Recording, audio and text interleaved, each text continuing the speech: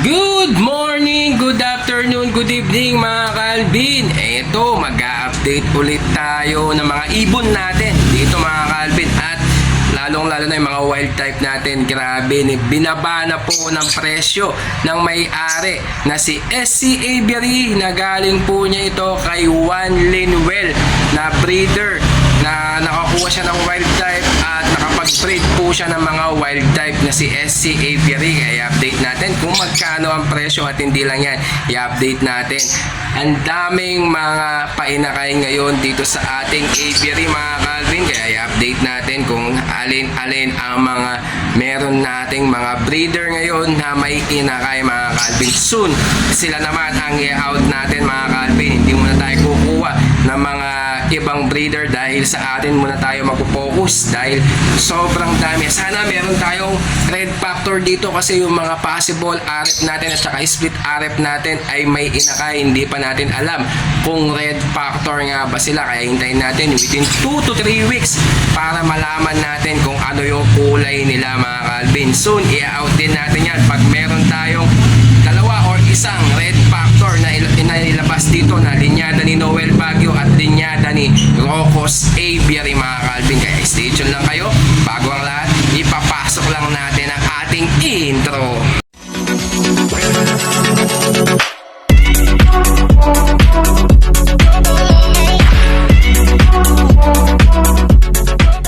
Yan mga Kalvin ha, i-update lang natin itong mga wild type ni Idol SC Aviary ng Mexico, Pampanga, Divisoria.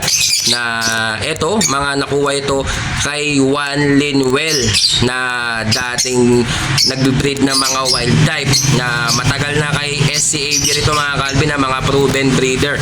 Kaya sa mga gusto pong kumuha niyan, ayan ha, binagsak presyo na po ni SC Aviary itong mga wild type niya mga Kalvin sa halagang 2,500 pesos. Mga proven breeder po yan ha, na naglalabas ng green personata wild type. Kaya ano pang hinihintay ninyo, pwede nyo na yan kuhanin mga Kalvin ha. At eto pa, yung isa pa nating pares dito. Ayan ha, i-update lang natin mga Kalvin ha, para alam po ninyo yung presyo nila yan ha. Eto yung pangalawang pares naman, proven breeder din po yan ni SC Aviary na linyada din ni Juan Linwell na nakuha ni SC Aviary na breeder sa kanya. Ayan ha, sa halagang 2.5 din po yan mga Kalvin ha. Kaya sa mga gusto pong kumuha, pwede po natin yan dalhin sa Bukawi Pet Market sa Friday. Nasa Bukawi Pet Market po tayo. Dadalhin po natin lahat ng mga delivery po natin. Yan no, dalawang pares lang po yan mga Kalvin ha.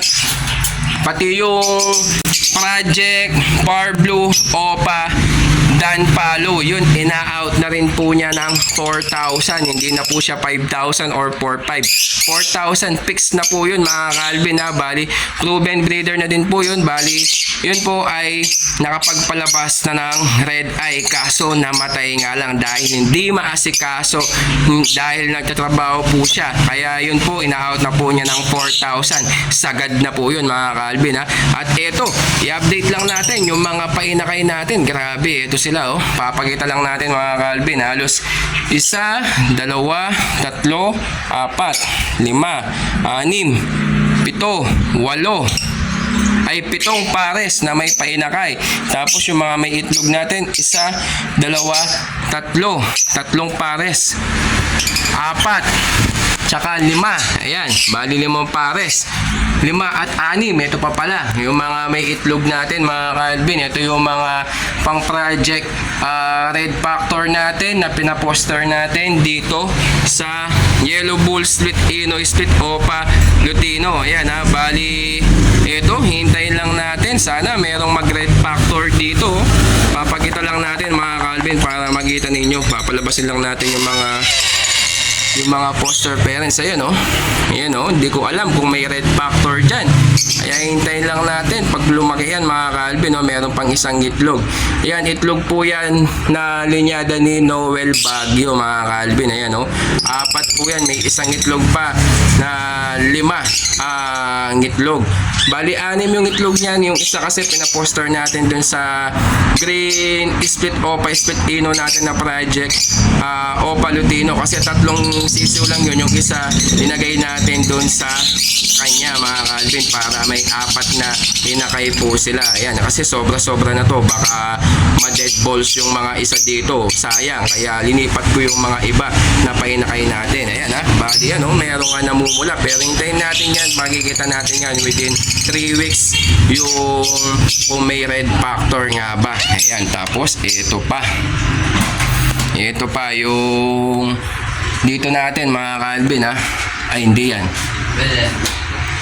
Ito naman yung linyada ni Rocos Avery na green pale, possible RF, possible dilute. At yung hen naman ay galing naman kay Noel Baguio, green opa, possible RF. Yan, magpa-project tayo dyan if ever na makapagpalabas tayo ng red factor dyan. Red factor, split pale, split opa, if cock. If ever na may mag-opa dito, automatic sex link hen po yung ilalabas natin dyan na red factor. Split pale pa siya nun mga Calvin. Ayan ha, pero wala nang karga yung possible dilute kasi possible lang yan, automatic wala nang karga, dilute po yan yung mga magiging anak. Okay sana kung split dilute itong cock natin para maging possible dilute mga Calvin. Ayan ha, papakita lang natin, palisin mo lang natin yung mga parents para hindi maano. Yan isa pa lang mga Calvin, yan yan, sana red factor na to. Kaya may 3 itlog pa para makapagpalabas tayo ng red factor mga Calvin. Kaya hintayin natin, bali sana kahit isa or dalawa man lang makapagpalabas tayo para naman may out natin yan at mabigay natin ng magandang presyo sa inyo mga Calvin at pasok sa inyong budget. Alam ko maraming nag-aabang ng mga red factor, kaya yan mga Calvin papakita natin yan pag malaki na po sila mga Calvin. At ito pa yung mga ibang painakay natin Ito, nagtataka ako, back to back split dan yung cock tapos possible dan, pero nakapagpalabas sila ng ganyan na kulay. Ayun parang lutino na red eye. Yun yung niya mga Calvin, red eye po siya, pero hindi natin alam kung dan palo or pero ganito yung kulay niya. Kaya maiwaga po yung pag-iibon. Ito mga possible dan na mga inakay natin. Ayan tapos meron pa tayo dito na yung yellow bulls opa natin nandito sa loob. Tapos the rest ay mga possible dan kasi yan mga split dan po yan. Ay yung yellow bull sable opa natin grabe, ketchup na ketchup mga Calvin. Tapos the rest dito yung 4 mga possible dan po yan. Ayan bali anak po yan ng mga back to back split dan po yan mga Calvin mga possible dan, possible opa na ipkak. Ayan yung mga painakay natin. Marami tayong painakay ngayon mga Calvin. Ayan bali yung mga ibang painakay natin nandito pa. Ayan yung mga project dan natin, meron siya dito walang red eye. Ito papakita natin para makita nyo ng gusto mga Calvin. Ayan natin, baka nandito yung nanay. Ayan nagtitindig pa yung nanay. Palabasin lang natin para makita nyo. Ayan mga Calvin ayan yung painakay natin, isa pa lang, may 4 pa na itlog. Hindi red eye yung isa, kaya sana may mag red eye sa 4 na itlog na yun mga Calvin. Tapos ito naman yung mga itlog ng yellow bull split ino, split opa natin at lutino dito sa post RF natin na pinagpalit natin yung itlog nila.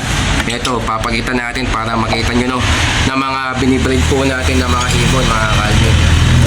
Ayan kaso walang red eye, kahit lutino man lang.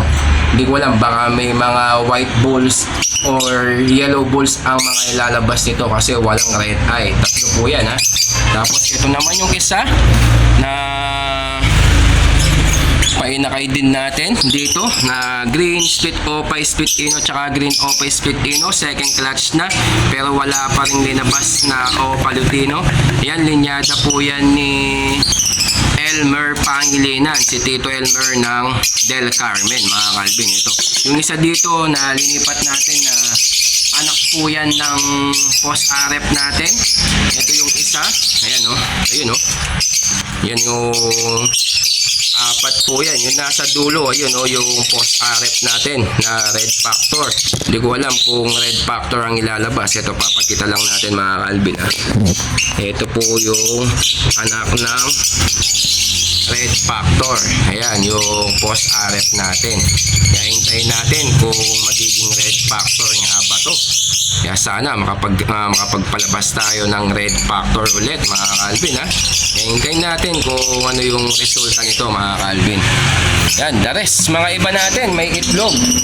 May itlog na rin yung ito, Lutino Opa at Far Blue Opa Split Ino natin. Ngayon lang yan, March 19, piyesta ng San Jose. Yan, nakapag-itlog po siya ngayon. Bali ito, kung makapagpalabas tayo ng Albino Opa, Crimino Opa, or Lutino Opa, automatic lahat ng mga Lutino Opa dyan ay split sa Far Blue. Pwede mo na yang ibangga sa mga magiging anak ng mga split sa Far Blue nyo na mga Crimino Opa project. Pwede yan mga Calvin. Ayan, may itlog po yan, isa pa lang. Tapos the rest, ito yung Yellow Bulls na Yellow Bulls Opa Sable natin. Ito po yung nanay at tatay po niya. Split sa ino po yung Yellow Bulls Opa Sable natin. Tapos hinihintay natin itong Crimino Opa project natin. Wala pa hanggang ngayon. Almost matagal-tagal na po sila sa atin. Kaya hihintayin lang natin. Tapos ito pa, yung Green Split YF Split Ino Split Opa natin na project Opa YF Ino. Ayan, may itlog na din po yan. Malapit na mapisa, March 23. Sana makapagpabuga tayo ng Yellow Face Opa Ino. Tapos ito naman, itong Green New Wing Opa Split Pale Follow Split Dilute na nakapagpalabas na ng Opa Pale Dilute Split Opa Sex Link Cup. Ayan, yung pang project natin, meron silang itlog ngayon. Tapos ito naman, project Crimino Opa din natin, wala pa silang itlog. Ito, yung sa mga nagtatanong, nasa inyong project Opa Yellow Face Dilute natin. Ayan po sila mga Calvin. Green Split Opa Split YF Split Dilute, leg band number T-San012. At Blue Split Yellow Face Split Dilute, leg band number T-San013 with DNA po yan mga Calvin. Ayan pang project Yellow Face Opa Dilute po natin yan. Kaya sa mga nagtatanong, ayan po yung mga ibon po natin na dalawang pares na po.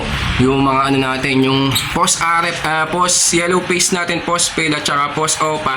Ayun, in-out po natin, ibibigay natin sa isang tropa na nagkipag-swap sa atin ng ibon para makapag-project daw po siya ng Yellow Face Opa Pale na nakuha natin kay Boss Levi Pelayo mga Calvin. Ayan bali yan po yung mga ibon po natin na mga pang-project natin at mga ibang mga ibon natin na naka-project dito.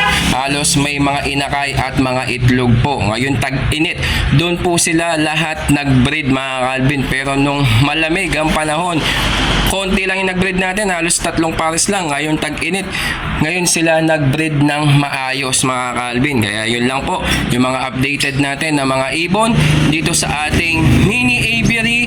Soon, kung makakachamba tayo dito sa mga Yellow Face project natin, papagawa tayo ng malaking aviary mga Calvin. Soon po yan hindi masamang mangarap mga Calvin. Kaya sa mga gusto pong magpatuloy sa pag-iibon, tiyaga lang po mga Calvin, automatic makakamit din po natin ang magandang buhay. Basta't meron kang inspirasyon, gawin mo lang inspirasyon ang mga anak mo, pamilya mo, asawa mo. Kung may hirap ka man ngayon, darating ang araw ay makakaahon ka din sa kahirapan. Basta tiyaga lang at gawin mo lang ay magsipag ka lang mga Calvin. Baka kung gusto mo, naghihintay ka ng magandang buhay, kung natutulog ka at nasa bahay ka lang at wala kang ginagawang aksyon, walang mangyayari sa'yo mga Calvin. Basta gawin mo, magsipag ka, gumawa ka ng aksyon at gawin mo lang ay gawin mong inspirasyon ang pamilya, anak mo at asawa mo para sa magandang kinabukasan someday ibibigay sa iyo ng Panginoon. Huwag ka lang magmadali. Katulad ko, hindi po ako nagmadali, pero mga pangarap ko na ibon ay natupad ko po mga Calvin. Kaya ngayon, naghihintay na lang po tayo. Darating ang time na ibibigay din sa atin ng mga ibon natin kung ano yung mga kailangan nating mga mutation. Kaya yun lang po mga Calvin ha. At least napayuhan ko po kayo sa mga nawawalan ng pag-asa sa pag-iibon. Huwag po kayo mawalan ng pag-asa. Gawin nyo po inspirasyon ang mga pamilya nyo, anak at asawa po ninyo mga Calvin. Kaya yun lang po. Kung bago lang kayo sa ating channel, huwag mo kalimutan mag-like at mag-subscribe at i-click mo yung notification bell button natin para lagi kang updated sa ating YouTube channel mga Calvin.